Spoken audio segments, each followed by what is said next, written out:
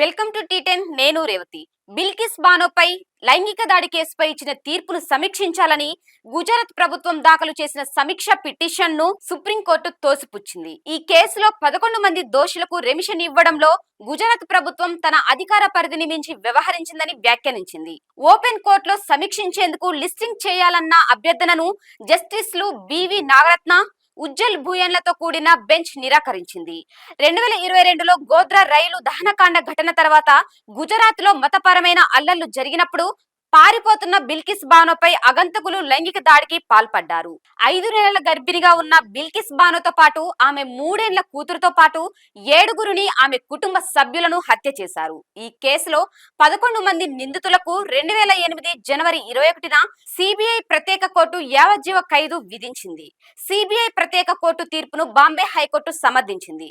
15 ఏళ్ల జైలు జీవితం తర్వాత వారిలో ఒకరు తనను విడుదల చేయాలంటూ సుప్రీంకోర్టును ఆశ్రయించారు. అతడి అభ్యర్థనను పరిశీలించాలంటూ అత్యున్నత న్యాయస్థానం జారీ చేసిన ఆదేశాల ఆధారంగా గుజరాత్ ప్రభుత్వం కమిటీని ఏర్పాటు చేసింది. ఈ కేసులో అందరికీ రెమిషన్ మంజూరు చేయాలన్న సదరు కమిటీ సిఫారసు మేరకు 2022 ఆగస్టు 15న దోషులంతా జైలు నుంచి విడుదలయ్యారు. శిక్ష ముగియక ముందే వారికి రెమిషన్ ఇచ్చి విడుదల చేసిన గుజరాత్ ప్రభుత్వాన్ని సుప్రీంకోర్టు తప్పుబట్టింది.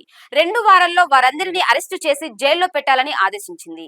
గుజరాత్ సర్కార్ లేని అధికారాన్ని వాడుకోవడం చట్ట ఉల్లంఘనే అని ఎలా చూసినా రెమిషన్ ఉత్తర్వులను కొట్టేయాల్సిందేనని స్పష్టం చేసింది. తమ తీర్పును వాడుకొని చట్టాన్ని ధిక్కరించి దోషులకు శిక్ష తగ్గించాలని చెప్పడానికి సరైన ఉదాహరణ అని గుజరాత్ సర్కార్ తన విచక్షణ అధికారాన్ని దుర్వినియోగం చేసిందని సుప్రీంకోర్టు పేర్కొంది. దోషులతో ప్రభుత్వం కుమ్మక్కైనట్లు ఉందని చేసిన వ్యాఖ్యలను తొలగించాలంటూ గుజరాత్ సర్కార్ సమీక్ష పిటిషన్ ను దాఖలు చేసింది. తాజాగా దీనిపై విచారణ జరిపిన ధర్మాసనం ప్రభుత్వం తీరును మరోసారి ఎండగట్టడంతో పాటు డిస్మిస్ చేసింది. ఇది వాటి న్యూస్. చూస్తూనే ఉండండి టీ10.